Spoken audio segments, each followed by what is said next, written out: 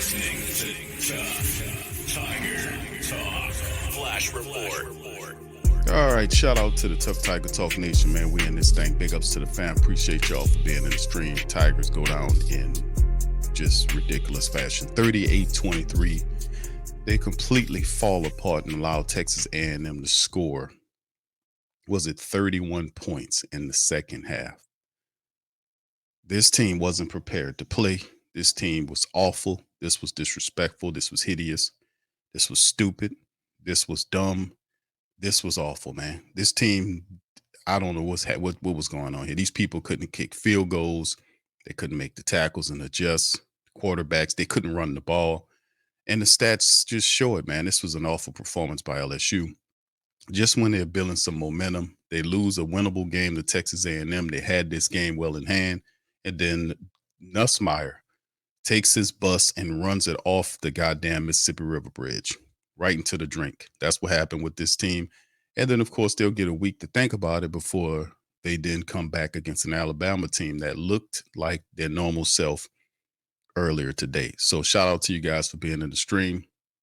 This was an embarrassing, rotten, underhanded, stinking, trifling performance by Brian Kelly's LSU team, who might have been believing the hype, man. LSU been looking good. They won, 6 straight. They had this game well in hand.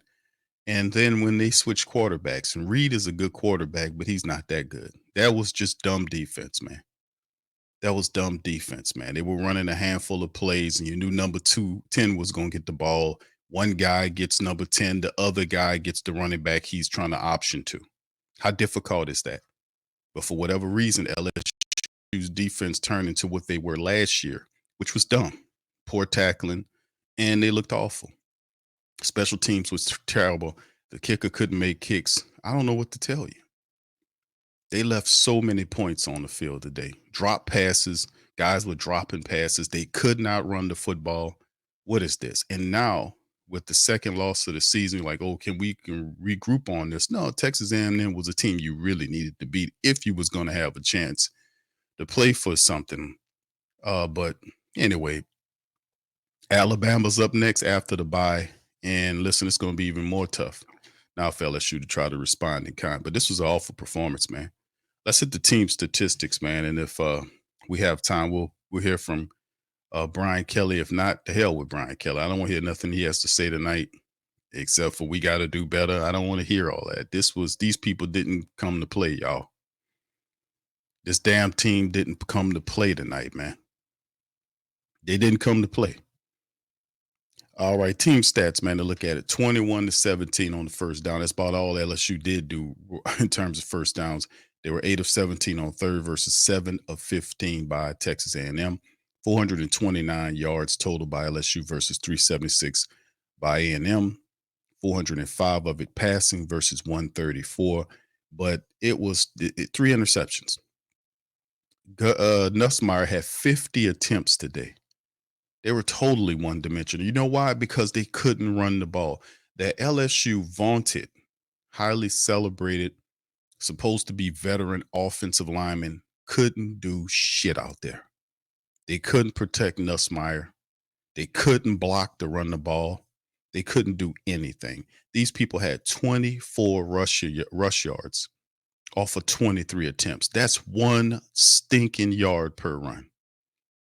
They had 23 attempts and had 24 yards today. They're supposed to be this big, excitable first bunch of draft picks. Most of these guys going to be NFL players, high-ranking players. Look like shit out there, man.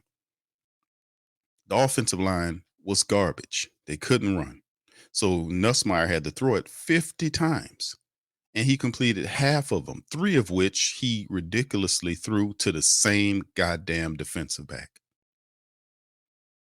The first interception when we were up, all he had to do was run for the fucking first down.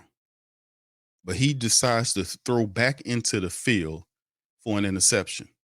So, I mean, at the end of the day, I don't know what to say about this. This not the type of game you would want to have against the Texas A&M team, in which they had this team beat. They had them beat. But that's horrible. 24 rushing yards off of 23 attempts. That's 1 yard per attempt. You know what Texas A&M did? 242 off of 49. That's 5 yards a carry. 242 yards rushing the ball against LSU's defense, which basically gave up at the back end of the game. They basically gave up.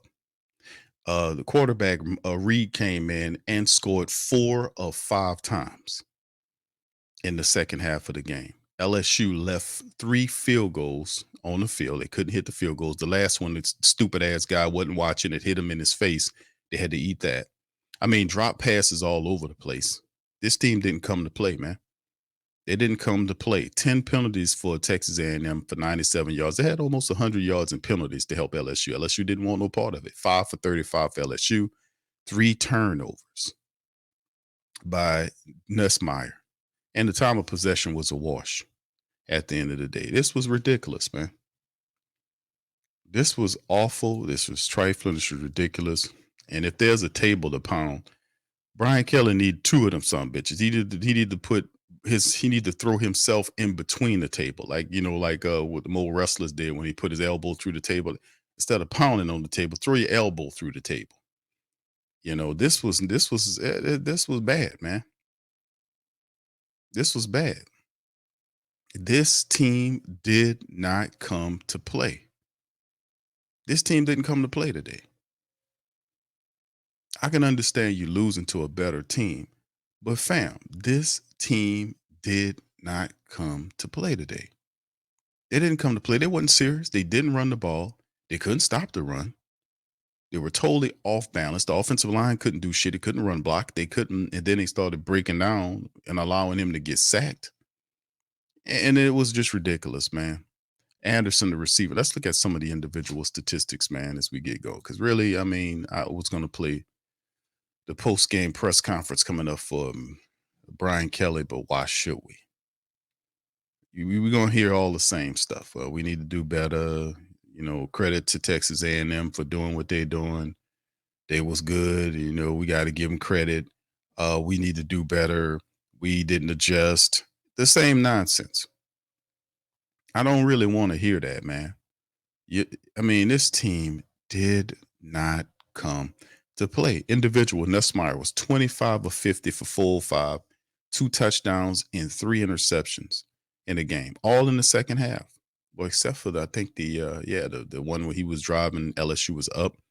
And then once this dude just threw that interception, I'm like, why the hell did you do that? Just turn the ball over and everything fell apart. And he persisted and continued to turn the ball over. There was no comeback and all this shit for doing Nussmeier, man, and all this kind of stuff. Start believing all that hype. He doing it by himself. You got to get his guy a running attack. And they didn't have any running attack at all, fam. 7 carries for 23 yards for Josh Williams. Caden Durham, 11 for 15. Nussmeier scrambled 4 times for -3 yards. Well, he didn't scramble. He got, really didn't get in his back. He had 1 decent run of 12 yards. But that kind of got ate up because the fact he kept getting sacked.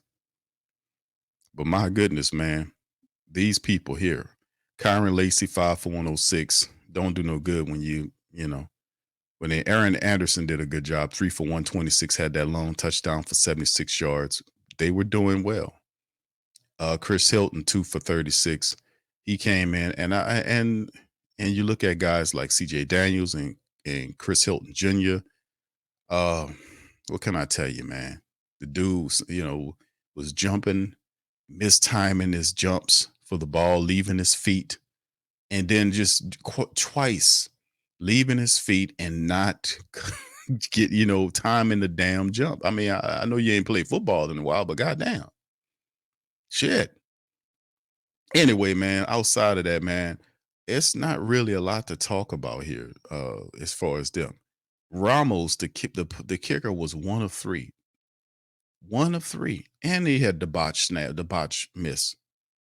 I don't know what, this team, like I said, man, when the season started, I didn't really think much of this team when I was looking at them because there was questions in terms of their defense. I really didn't have a lot of. I like Nussmeier, but I didn't see him as a guy that can take this LSU team to a national championship. And listen, he's gotten a lot better. I can give you credit. He's been sitting there for a long time. with this book, he got an opportunity to kind of get in there and make some plays. This is by far his worst contest I've ever seen him play. As an LSU quarterback, this was terrible, which means he got a week to think about it. It's 2 weeks before we see Alabama. He's gonna have to wake the hell up and have to come back and fix what he did in this game because he contributed. It not just on Nussmeier. This whole team was bad today, man. Special teams. The defense fell apart, especially in the second half.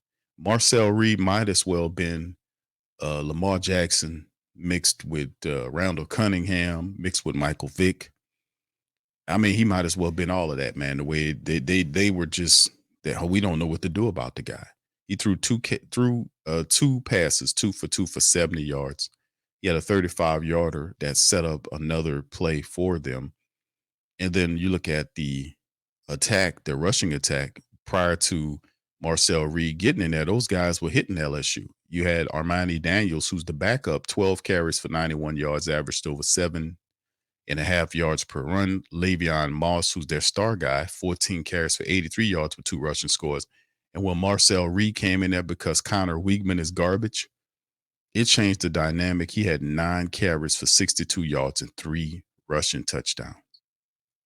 They was like, oh, we don't know what the hell to do with this option quarterback. We don't know what to do with it. And I'd literally sit there and watch LSU. Had blitzers getting in the backfield, and all of them hit the running back, in which allowed the quarterback, to go, like, listen, dumbasses, one dude get the quarterback, the other guy get the running back. And they literally, it was just like, how we don't know what to do to stop. Like, man, this ain't the first time you've seen a scrambling option quarterback who don't really throw it that much, who's just a speed threat to run the ball. He ain't something. He's a talent, but he's not Michael Vick. But they were behaving like he was. He might as well have been Michael Vick, to be honest with you, the way he was cutting them up. And they just fell apart, man. They just got real. Nothing held here. They ran over LSU. Credit to Texas A&M for handling their business in this game. They smacked LSU back down to reality. LSU had an opportunity to step in, man, and really take possession of the SEC. And just when the moment presented itself to show that LSU could be a team of destiny, they were smaller than the moment. They ran from the moment. 3 interceptions, crucial times, was totally stupid. This was terrible and back ass. What can I tell you? This sucked, man, what these people did today. This was awful. This was a slap in all LSU families' faces to watch this kind of BS. So anyway, man, like I said, I had something from Coach Kelly I was going to play. I really don't want to hear from Coach Kelly now. Really don't want to hear from him. Ain't nothing he could tell me that I don't already know about why LSU lost this game, why they looked the way they did in the game. As far as I'm concerned, this team did not come to play. They did not come to play in any facet, no matter how you look at it. These people was not ready for football today. And that's all on Brian Kelly. You can't have a quarterback throwing 50 times in a game and then have a rushing attack that run the ball 24 times for 23 times for 24 yards? Yeah, 23 times for 24 yards and average 1 yard per rush. What a joke. What a stinking, rotten, miserable joke of a game these people played today. So anyway, man, maybe this loss right here was kind of shock LSU back into reality, so to speak, because those games in a row, a lot of people were looking at LSU and saying maybe we can play for a chip or whatever. And the thing is, we knew game by game approach. Eventually, we'll see a Texas A&M, Arkansas, Texas A&M, and Alabama. Those are the guys that we'll see. And then toward the back of the year, Oklahoma is also something else. But like I said, the errors with this team were present. This is by far a game where these guys sucked at every level. The defense showed okay in the first half, but literally collapsed when the offense couldn't get nothing going in the second half. And then when that quarterback came in there, he scored 4 out of his 5. I mean, that is absolute. I'm dumb. I'm just befuddled.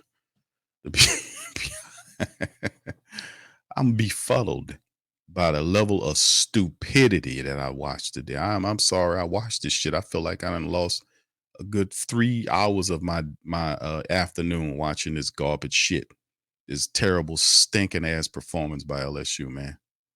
Had the game and gave the game away to this team.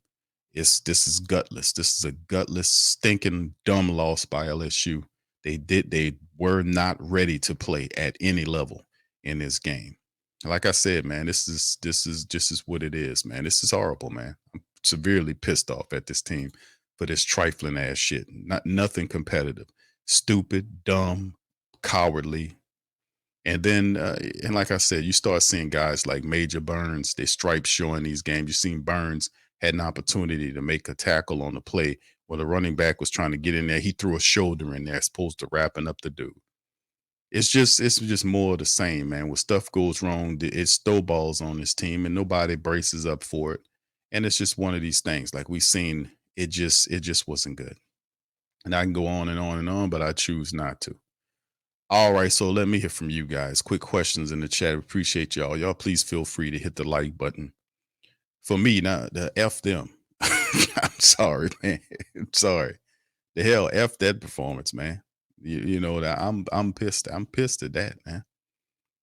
You don't play like that, man. You don't go up there and we had them quiet. We had the stadium down, we had them quiet, and these people turned around and gave the game. They gave the game to these people. They turned around and gave the game to these people. They gave it to them. Turned around and gave it to them. So anyway, let me hear from you guys, man, on this one, man. Yeah, Marcel Vick. Indeed, he might as well have been Michael Vick. The way they was acting. Oh, I can't wait to see this guy. I'm like, shut up, man. What are you talking about? You're a commentator or a freaking hype man over here. I mean, what are you talking about here? This guy's a wide receiver playing quarterback. He made a decent throw downfield, but let's not get it twisted, man. Once people get enough tape on him, they're gonna tear his ass up. I mean, it's just what it is. I mean, he might be fast. It's because LSU is dumb. You were dumb. The defense, when you play defense, I play linebacker. When you have an option quarterback like that, and they running this option crap where he's more of a threat to run than pass the ball, and he's trying to hand it off to his running backs. We were taught to, hey, you get the running back, I get the quarterback. So if he is trying to hold on to that ball, we crash down on both of them bastards, man. That's how I was taught to play the linebacker position. I'm not gonna sit there and think about if I'm coming to get you and I got two guys, you get the running back, I get the quarterback. They kept running basically the same play to opposite sides on LSU's defense, and they didn't have a clue how to stop it. I'm sitting here saying, what are y'all doing? This guy's not Michael Vick, man. I mean, look, no disrespect to the brother, but I'm saying, he's not a complete quarterback. He's a wide receiver playing quarterback. That's the thing. That's why they were running this offense to take advantage of his speed as a quarterback. He's not much of a threat throwing the ball, unless he made a good throw downfield, but he was 2 of 2 in the game and all that time. All the other stuff, he had 3 rushing touchdowns, which lends itself to the scouting report on him. Now, you might not have seen or prepared for him because you was playing Casey Wiegman, who's garbage. But at the end of the day, the guy has a propensity to run, and they allowed him to stack 3 rushing touchdowns up on him, which is ridiculous. So, I mean, like I said, and you seen Brian Kelly talking to Coach Baker. He's like, man, what the hell are you doing, man? Well, we don't know what to do. You don't know, you making all that money. You don't know how to go and tell them guys, hey, stupid, you get the running back, the other guy get the quarterback. I mean, it's just what it is. But in the end, the bottom line is LSU wasn't going to win this game. I felt that way early on when I seen 3 times they were down in Texas A&M territory and they couldn't even get a field goal. The guy missed 1 field goal. He missed the second field goal. He missed he was 1 for 3. He missed the third field goal, and one of the field goals he's supposed to take, the ball bopped, it hit the snapper in the face. He wasn't even ready for it. So I don't know what you do with all that. When I seen all that, I was like, man, these people gonna lose this game because they ain't taking this shit serious, man. How you up here missing all of these field goals? How you don't even know the snap coming? How y'all that discombobulated? I mean, y'all played in big environments before. Playing in Texas A&M's building is no different than some of the other buildings we played for. during the season. So it couldn't have been that.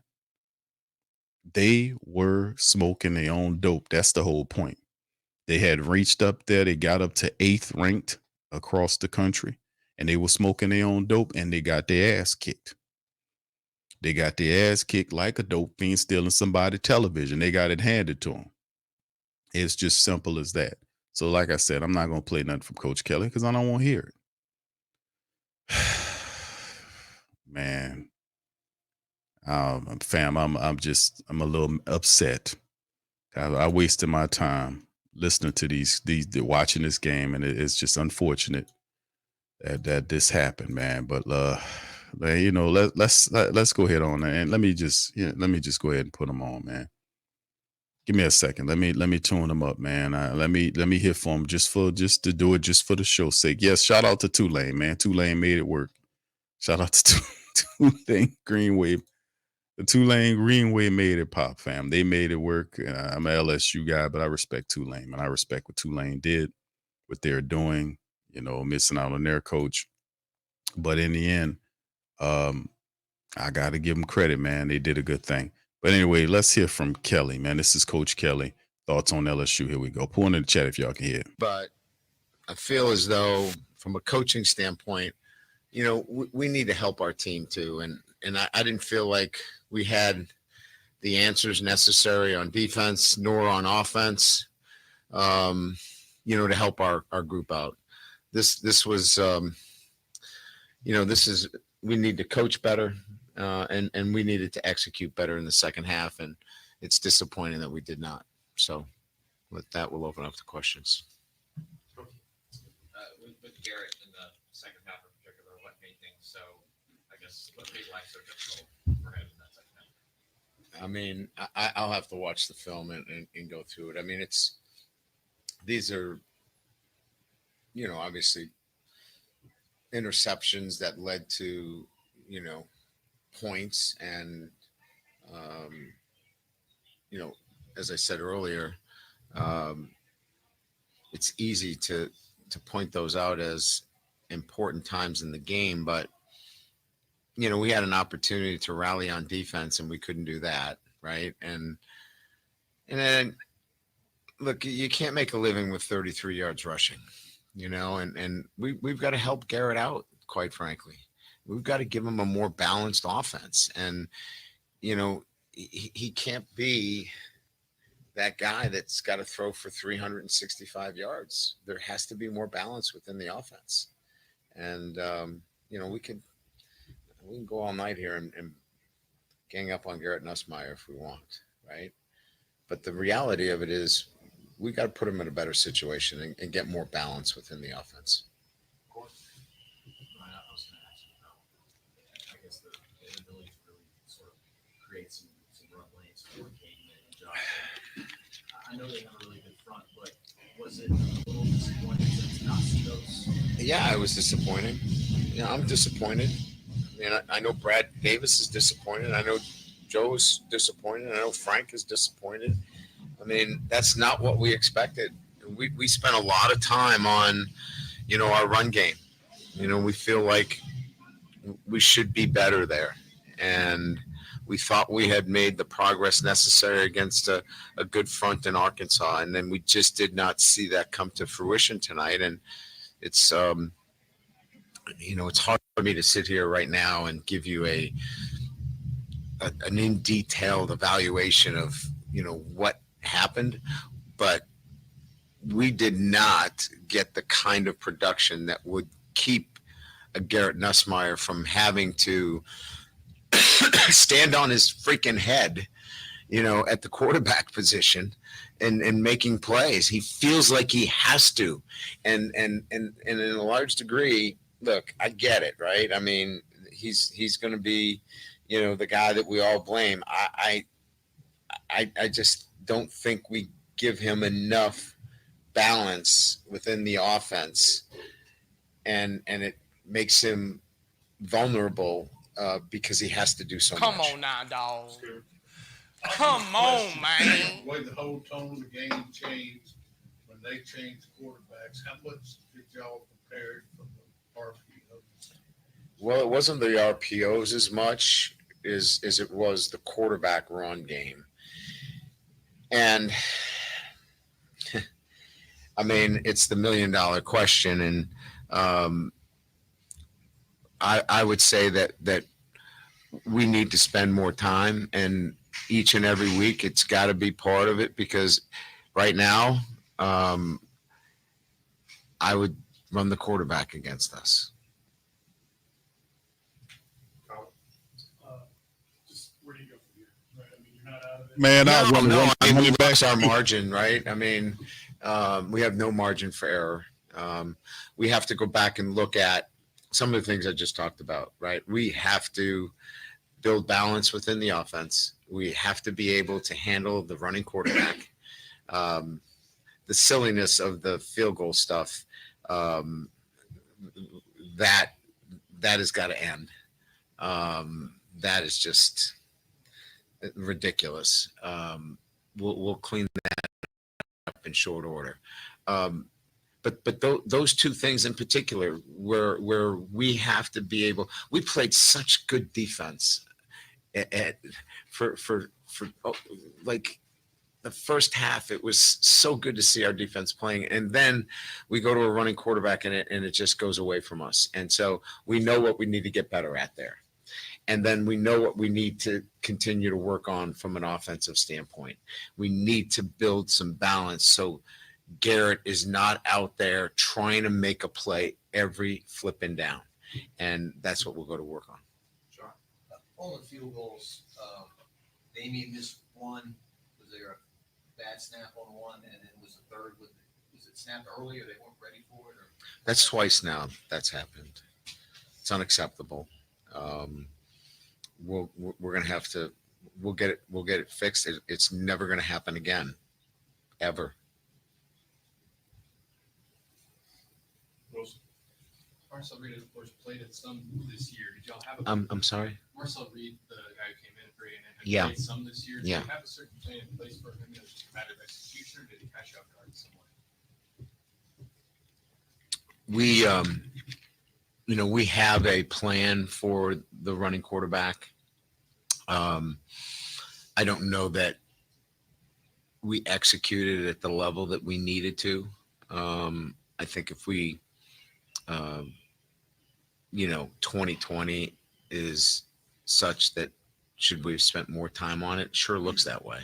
But I don't believe that there was a sense that we weren't capable of doing it after feeling really good about the running quarterback that we faced last week at Arkansas, because we had a similar plan. So we got to go back and double down on our preparation for the running quarterback. You mentioned that you haven't really gotten a chance to look at the Garrett's plays and evaluate from that standpoint, but just in terms of his mindset, did you see his confidence wavering? Did you see any frustration building? Like, just take us through what he was going through there. Well, they do a good job. I mean, here's the problem. First down was not very good for us. And when first down or open downs for you, where you're not getting much production on first down, we put ourselves in very predictable situations, and in the inability to keep ourselves in third and short and third and manageable, they pinned their ears back, and it makes it hard in protections and identifying what you're getting for pressures. And so it was a bit of all of that, and it was manageable, right? Early on until we turn the ball over. Bryce, kind of playing off the mental side of things, obviously, the game looked like tempers kind of flared there towards the end. Is that just due to the natural frustration how the game ended, or did you kind of see maybe mentally towards the end of the game, guys kind of getting really down or something? Yeah, I mean, look, I think they were totally disappointed.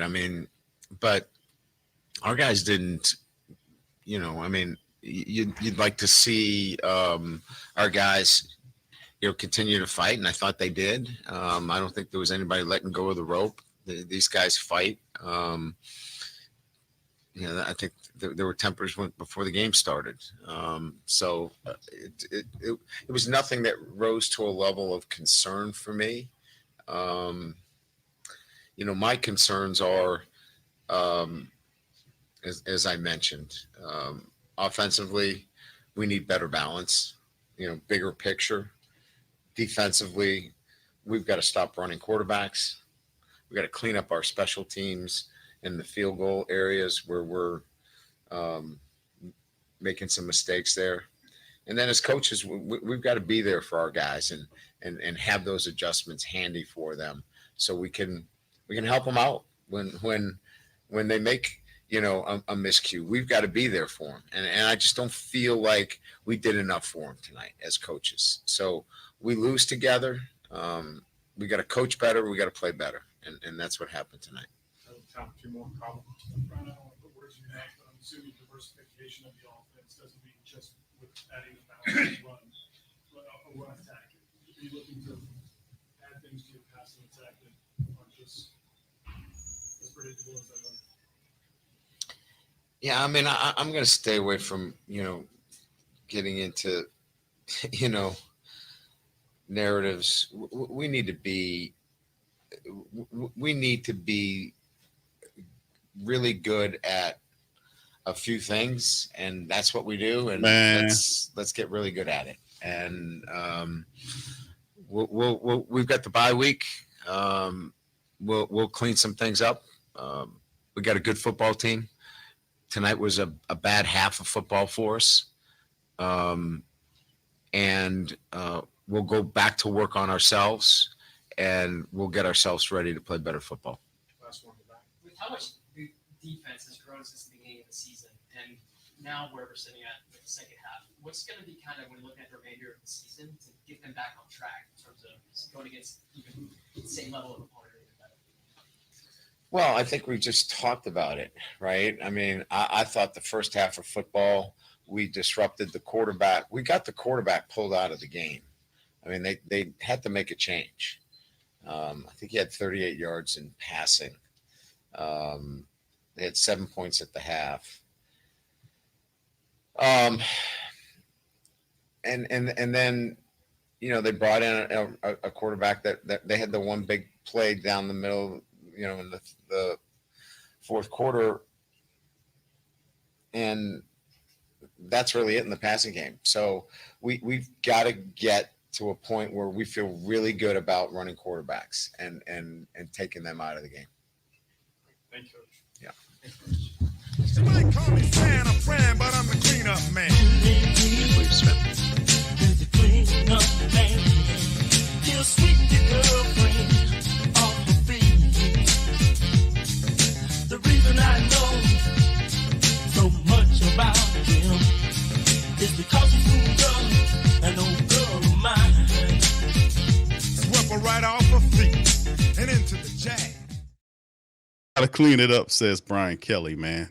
And this one, man, and it's basically the same stuff that we talked about usually. When our coaches say that, I usually save that for Dennis Allen, but when we hear Coach Kelly talking like Dennis Allen, he get the same treatment. The just to recap on what Coach Kelly was saying here. Number one, the defense played a half a game. I thought we were taught to play full games to win games. The Garrett Nussmeier, I understand Coach Kelly trying to protect Garrett Nussmeier. But listen, man, Nussmeier threw 3 interceptions. The first interception that he threw, he didn't have to throw that interception. He could have tried to run for it. He only needed 2 yards. He had a DB there. Just run to pick up the 2. He tried to force the ball back into the field into a play where it got picked off. The same guy, I want to say, picked him off 3 times. The same goddamn man, York, I think it was. Picked them off 3 times, I want to say. Y'all correct me in the chat. So no, we got to do more to have. Yeah, you needed a running attack, and the big point of contention is this vaunted LSU offensive line that has all these veteran players, that's seniors and guys that have a lot of play. They played like shit today. Like I said, 23 rush attempts for 24 yards. That was in Nussmeier had 50 attempts. But listen, I'm not going to blame the shitty. You could put a percentage on it, I guess, to keep it real. But those guys wasn't responsible for him throwing those interceptions, especially when LSU had the game, when they were leading in the game. That dumb interception he threw was the straw that broke the back as they started to snowball down. He didn't have to throw that interception. Talking about trying to make a play. He had Green in front of him. All he needed to do was get 2 yards. He had one defensive back that was coming to him. All he had to do was get 2 yards. He didn't have to force the ball back into the field against his body to try to make a play and threw the ball to the defensive back. So, no, we're not going to do that, Coach Kelly. We're going to give Garrett Nussmeier, if you want to sit here and give him the credit for when he threw all this and have all this shit about Heisman Trophy, talking all this kind of BS. If we can sit here and have this type of dialogue about Garrett Nussmeier being a potential Heisman Trophy quarterback, and he can get all that praise, then he can get all the goddamn credit. I mean, all the criticism. This man had 3 interceptions tonight, man. 3 of them. And some of these interceptions were stupid, like the last one right there, where they just basically baited them. You know, this is just something like Nussmeier's been here for a long time. It's a couple of those plays, the DB baited them into them picks. Like the last interception of York. York knew what he was doing. He read his eyes. He read his eyes to the ball. So it wasn't like he was doing anything particular to make the defensive back think about nothing. They were reading his eyes.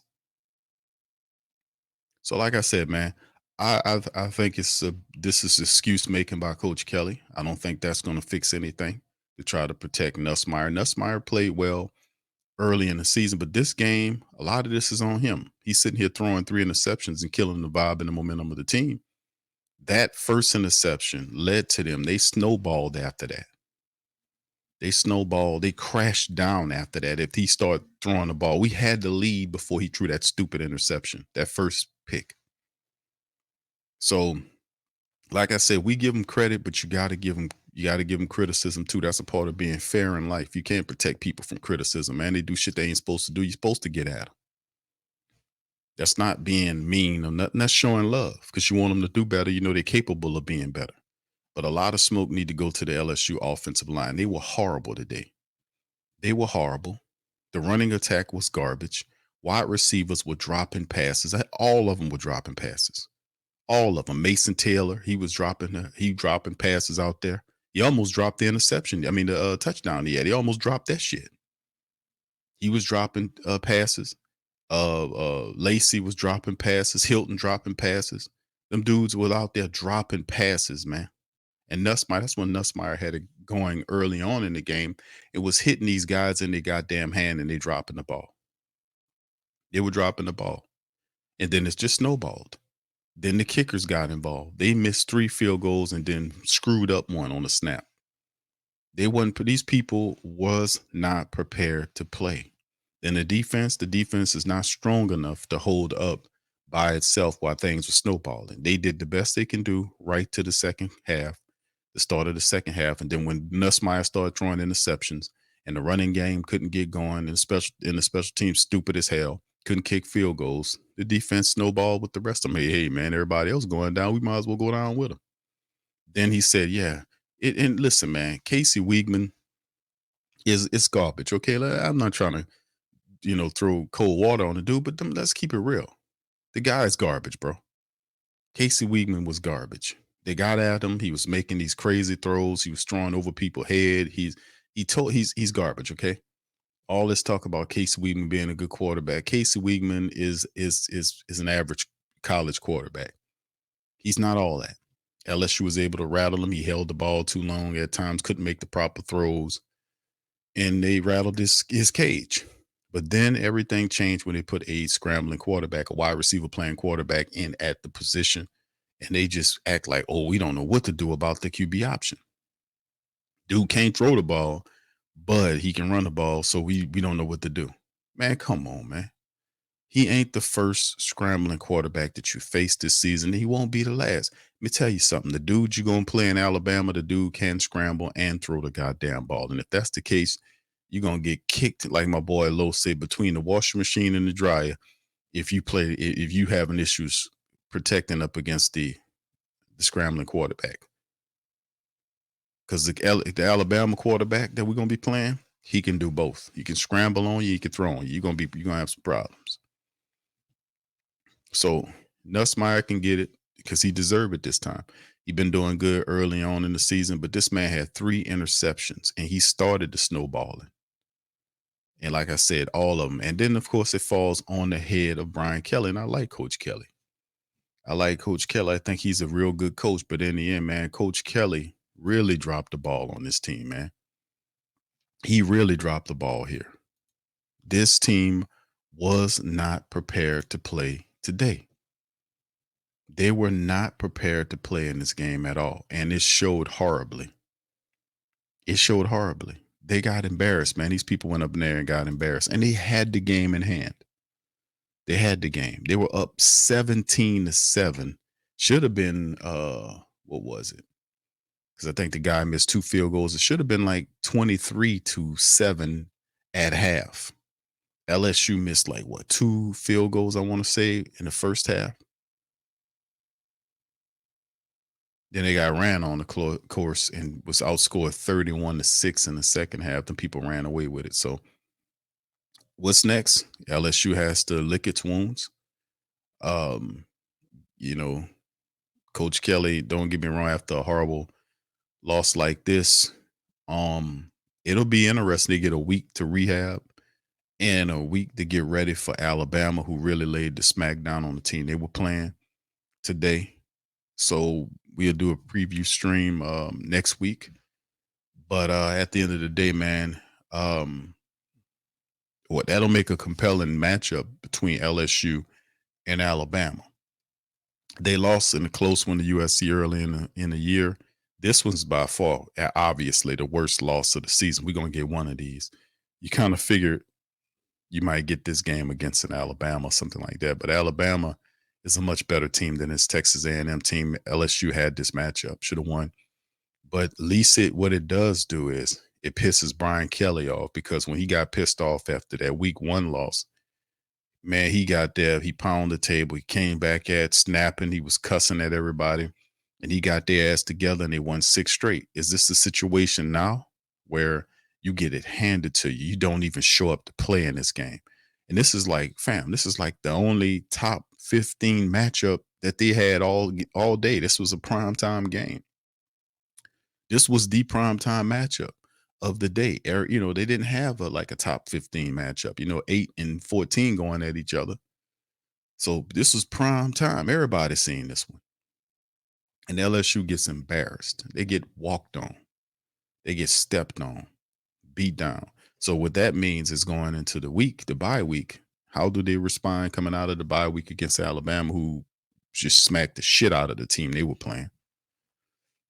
How do they respond? Do they respond and come out and gut it out and get a win against Alabama and then finish the year strong? It gives them 2 losses on the season, but they got some tough teams ahead. Alabama's, like I said, after the bye week, they still have Oklahoma. You can't look past them. It's still some teams on the record that we got to take care of. So does this refocus LSU moving forward? Is it over? It's not over. It's not over. It's too many games left. But it'll tell you something next week. I mean, not next week, in 2 weeks when we take on Alabama, how serious LSU is about doing anything or climbing or getting anywhere. You can see Coach Kelly's pissed off because he don't like to lose. He don't like to lose like we don't like to lose. But this shit here this is ridiculous, man. Let me get a few questions and comments from the family members. And I thought he was going to pound the table on that one, but he refrained himself. He should have threw that water bottle. Take that Coke and throw it at that banner behind you. Do some shit like that. Yeah, they probably get mad at you, the sponsors. Take that Coke bottle and throw that poisonous shit back there, man. Throw it. Do something. Do something. Looked like he wanted to pound. I was waiting for a table pounding moment. I wanted him to take his fucking head and hit the table with it. Just do, you don't use your fist this time. Just do something different. Take your elbow and hit the table. You used your right. You pounded to the table with your fist last time. Put a people's elbow through the damn table. Take your goddamn head and hit it through. Knock some sense into yourself. All right. Brendan, what's up, man? Says, win the interval, Marcus Freeman. All right. He says, get the blank operation going, BK, to So yeah, man, yeah, he did. He cursed at him. He told him get it right. He didn't even get it right either. Get the damn out, get that for I heard him cuss.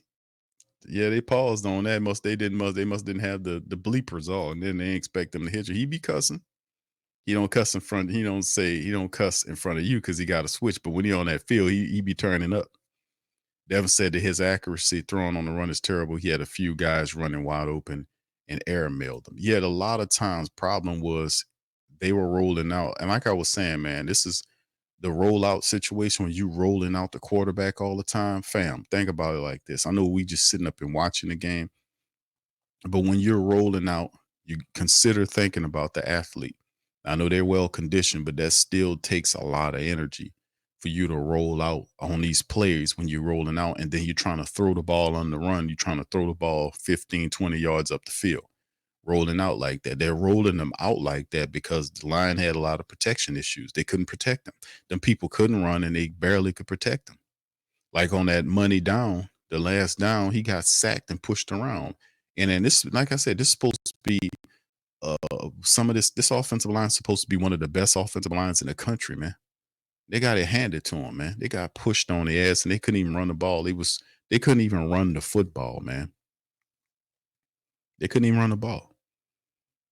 So I mean, yeah, there is no success if you can't run the ball. And that's what I'm saying. When you're rolling these quarterbacks out, you're rolling Nussmeier out like we were because he got a big arm.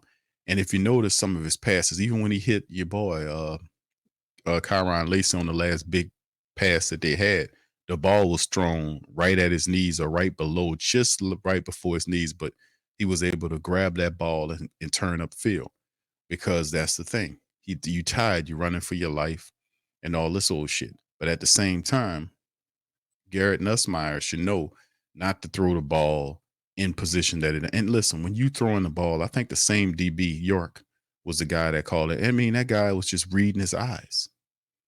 You got to make the adjustments.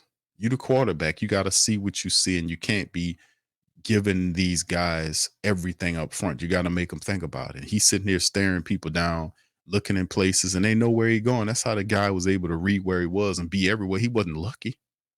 It wasn't about him being lucky. The defensive back knew where to be because he was reading his eyes, and he failed to realize that. There was no need for him to, on the first interception. He only needed 2 yards for the first down. Why he throwing the ball back against his body there anyway? What you doing that for?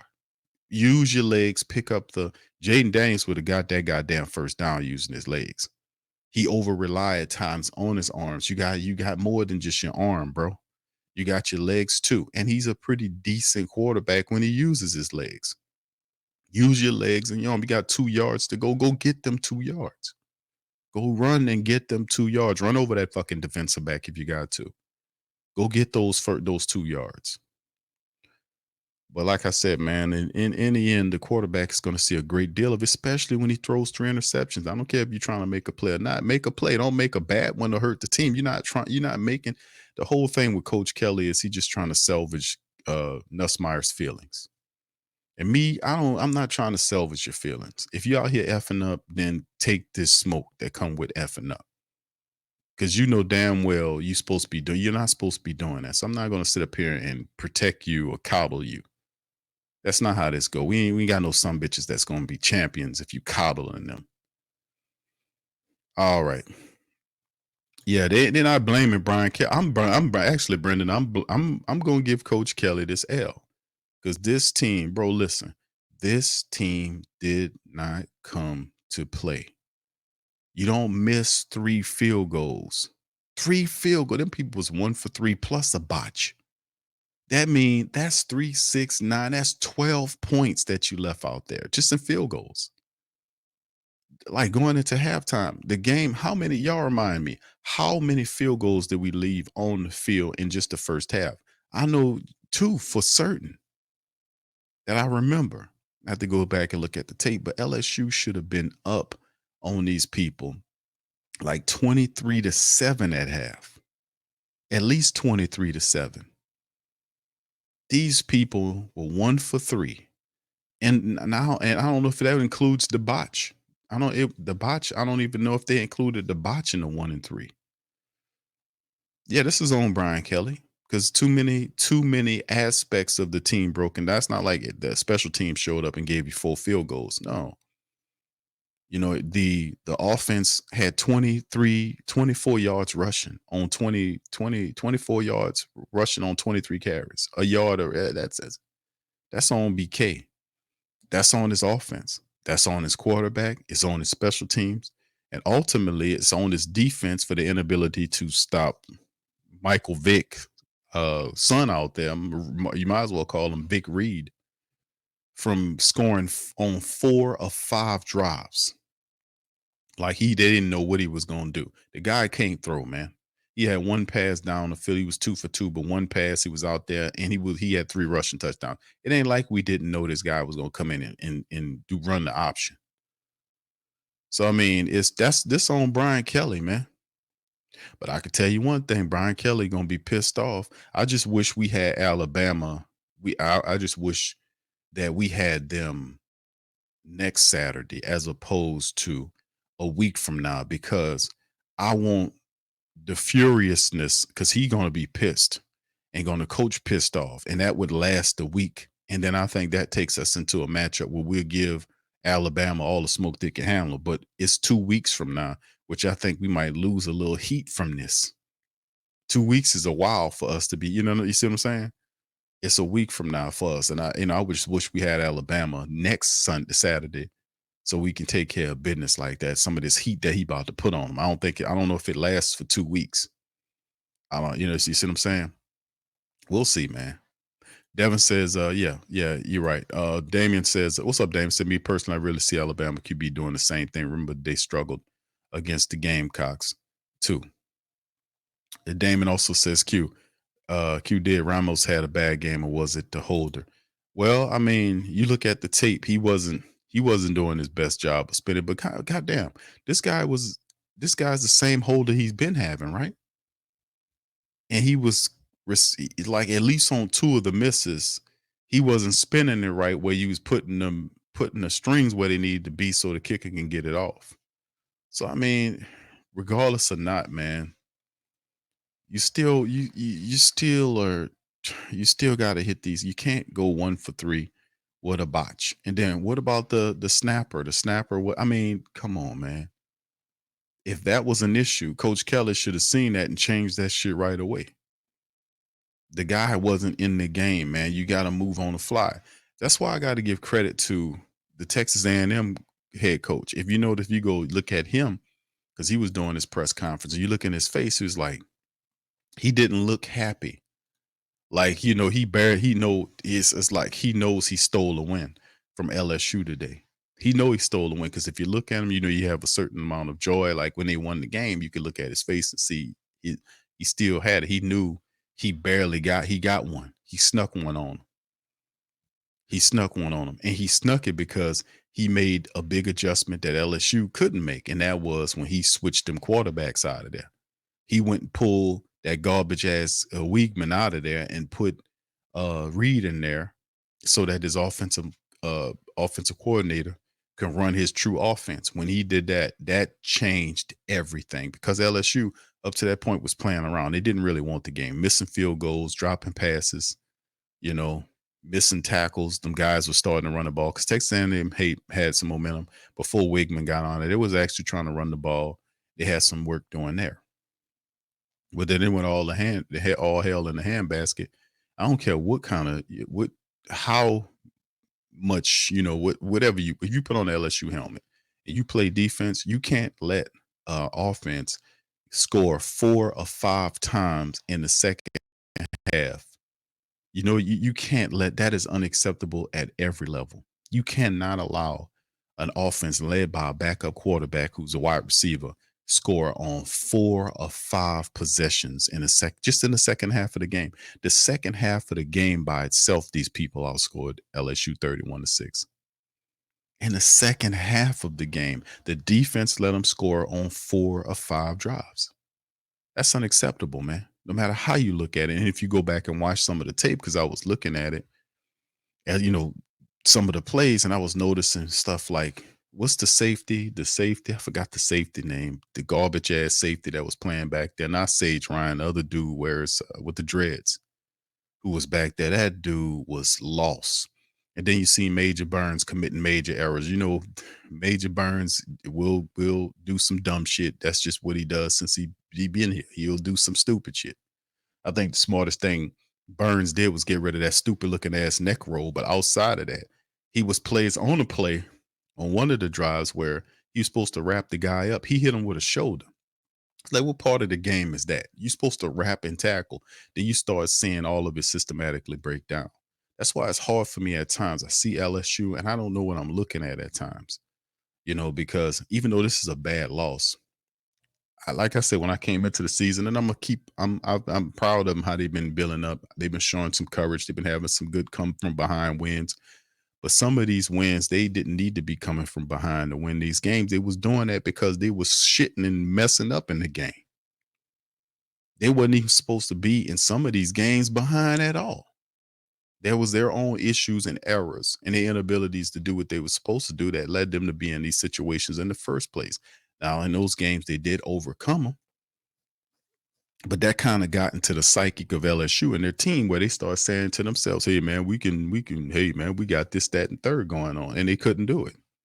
Because I know people was like, man, we're going to come back. We're going to come back. And it got to a point where they were close. They scored and they were within a position. And then your boy threw a second interception. And that's when it started to separate. And I was like, yeah, these guys, see, this is a team that's basically beat because the same guy picking you off and you can't see why he picking you off. You emotional, you're not thinking. You thinking, you know, well, we gonna do this. And these people basically playing zone, keeping everything out front of you because they know that you're not, you know, they pinning their ears back and going after you. They know the offensive line can't run block. So they're already one-dimensionalize you and they're getting pressure to the quarterback rushing 4.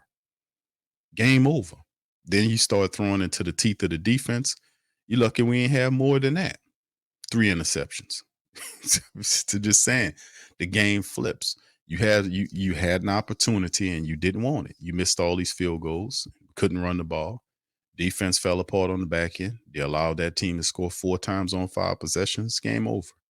So now we'll see, man. We'll see how it goes. Yeah, he says neck rolling weight about 100. Yeah, that it's like some of these guys, man, they still not there. You got to remember a lot of these defensive guys, especially in the secondary, these guys are still picking up Baker's system. You know, they're still trying to figure it out. Up front, they're strong up front. But, you know, like I said, our linebackers did some stuff in the second half, then they just disappeared in the first half, they disappeared in the second half. And then the offensive line for the Texas, let's give them credit. Give Texas A&M's offensive line credit because they started to dominate in the second half. That's how you had all option plays where the quarterback had easy runs into he went to the touchdown, went into the end zone on two of the three I won't remember, that he went in standing up because of the blocking. You know, so they stiffened up and did what they were supposed to do. They had more than the scrambling quarterback had it going on. They had 2 running backs that did really well. So the offensive line, they dominated the line of scrimmage, offensively speaking, in the second half. And the defense pretty much kept LSU offense in check from getting big gains. And of course, it didn't help. Like I said, our guys was dropping plays, dropping passes, not blocking, stuff like that. You know, the shit that you do when you're trying to win a game. But it is what it is, man. At the end of the day, we heard from Coach Kelly. Next matchup is 2 weeks from now against Alabama. Alabama handled some business today. So, like I said, I don't really want to hear anything about no LSU projections and all that, man. We just need to focus on getting this shit right, man. You said focus on stopping the screen. That was basically what Coach Kelly said about focusing on stopping the mobile QB threat. No shit. You got a real tough one coming up against Alabama, and he can actually throw. This other guy just ran all over the place. This dude from Alabama, he can throw and run. So I guess that's a double dose of death for a lazy defense that doesn't want to tackle. But anyway, before we leave, fam, let's hit up these these top 25 scores. Pitt beat Syracuse 41-13. They go to 7-0, 3-0 in the ACC. Boise State was able to beat UNLV 29-24. The Illini got destroyed by number 1 ranked Oregon as they're 8-0 and 5-0 in the Big Ten, 38-9. Penn State got the best of Wisconsin 28-13. They remain undefeated. They're ranked 3rd in the nation. Ohio State, they in a close one, Nebraska 21-17, 6-1 on the season. Texas, who dropped from number 1 to number 5, they were able to get a close one. That was on that one was a upset alert. All throughout the day, it was on upset alert. But Texas played strong. They were able to get a win 27-24 over the 25th ranked Vanderbilt team. Miami continues to roll. They're 8-0, 4-0 in ACC, 36-14 over a stinking Florida State team. You can see our squad right there getting it handed to them by Texas A&M 38-23. BYU beat UCF 37-24. Notre Dame big over Navy 51-14. Notre Dame is 7-1. So, they give Navy their first loss of the season, beat the snot out of Navy. And then, of course, Indiana, you see them back at it, trying to do some stuff, doing a lot of positive stuff, man. It's been a long time we've seen Indiana football do anything. They're now 8-0 and 5-0 in the Big Ten with a 31-17 win over Washington. They're ranked 13. Alabama, who our next squad is in 2 weeks, will play against. They beat the brakes off of Missouri 34-0. And Missouri ranked 21st in the nation. Alabama's now 6-2 and 3-2 in the SEC. So this will be a pivotal matchup against them. Kansas State beat Kansas 29-27 in a close one. Oklahoma falls to Ole Miss 26-14. They're now at 500, 1-4 in the SEC. SMU took care of business against Duke, barely 28-27, number 22nd ranked. So anyway, like we said, the next squad that we play is Alabama, who smacked the living crap out of Missouri, the 21st ranked. They didn't have a problem at all. And Jalen Milroe had 215 yards throwing the ball, no interceptions, no TDs, but he also had 50 yards rushing the ball, and he had a touchdown running the ball. So there you go. So 215 through the air, 15 on the ground, plus a rushing touchdown for them. This is who we got next, fam. This is who we got next. All right, that's who we got next. So anyway, with that being said, we're going to get ready to get out on that, man. Listen, shout out to y'all, man. Appreciate y'all for being in the building for the Tough Tiger Talk recap stream. LSU goes down in the, let's just say what the title said. LSU has epic collapse, 38-23 at Texas A&M. LSU's now 6-2 and 3-1 in conference. Even though this is a smelly, trifling, disrespectful loss, it's just only the second loss of the season. They can rebound and get back on the plus side of things. They got a difficult matchup against the 6-2 Alabama club in 2 weeks, and they're going to have to handle business, man. If they want to get in that college playoff system and all that kind of crap, they got to handle business up against Alabama. That's the next squad that we have to take on. So anyway, with that being said, man, listen, I'm going to get out on that. I'll be back on the Sports Coma show tomorrow, man. We'll be doing the Saints play-by-play, but that will be that's an afternoon game for 3 o'clock. So we'll be doing that at 3 o'clock for the family members as well. And the Pelicans also play tomorrow as well. The Saints play at 3, the Pels play at 5. They're in Portland. They'll try to go for 3-0 against in the NBA. So we have a Saints and Pelicans day tomorrow, man, where the Saints and Pels play at the same time. Hopefully it's a double win, but we shall see. Anyway, with that being said, I'm going to get out on that. I appreciate y'all for tuning in this episode of Tough Tiger Talk. Do me a service. Please feel free to hit the like button, hit the subscribe button, and also feel free to share the show on your social media feed. We up in this thing. I'm Big Q, and I'm going to highlight y'all on the next one, man. Much love, and still go Tigers. Peace. Subscribe to the Tough Tiger Talk channel and stay up to date for all things LSU football.